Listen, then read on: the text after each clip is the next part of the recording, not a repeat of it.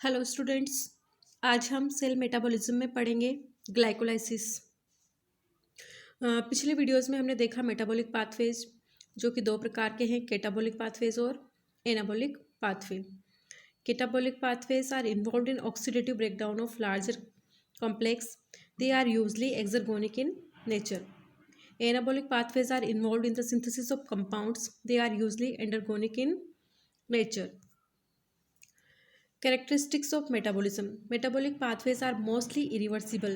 Every metabolic pathway has a committed first step.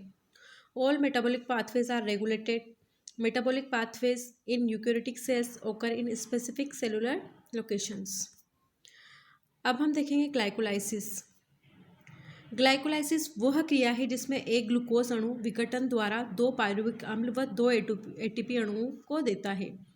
Glycolysis की क्रिया कोशिका द्रव्य में अनेक पदों में पूर्ण होती है और प्रत्येक पद के लिए विशिष्ट एंजाइम होता है। इस क्रिया में ऑक्सीजन की आवश्यकता नहीं होती। ग्लाइकोलाइसिस प्रक्रिया के क्रमिक पदों को जर्मनी के वैज्ञानिक एमडन व मेयरहॉफ ने ज्ञात किया, अतः इस पद को एमडन मेयरहॉफ पद के नाम से भी पुकारते हैं। ग्लाइकोलाइसिस की अधिकतम प्रतिक्रियाएं उत्क्रमणीय रिवर्सिबल होती हैं। Glycolysis comes from a merger of two Greek words. Glykis means sweet, lysis means breakdown या splitting. It is also known as Embedon-Meyerhof Parnas pathway or EMP pathway. Glycolysis is the sequence of 10 enzyme catalyzed reactions that convert glucose into pyruvate with simultaneous production of ATP. In this oxidative process, 1 mole of glucose is partially oxidized to 2 moles of pyruvate. This major pathway of glucose metabolism occurs in the systole of all cells. This unique pathway occurs aerobically as well as anaerobically and doesn't involve molecular oxygen. It also includes formation of lactate from pyruvate. The glycolytic sequence of reactions differ from species to species only in the mechanism of its regulation and in the subsequent metabolic fate of the pyruvate form. In aerobic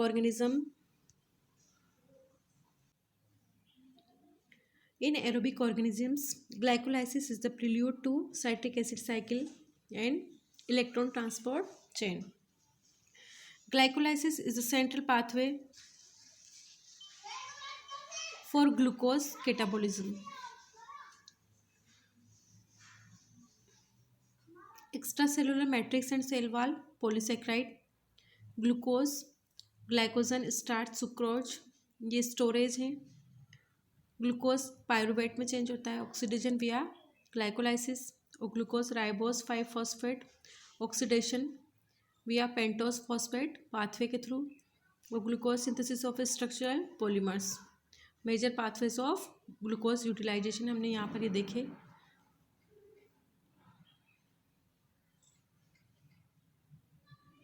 glycolysis के process में glucose convert होता है glucose 6 phosphate में। Hexokinase enzymes को catalyse किया जाता है reaction को।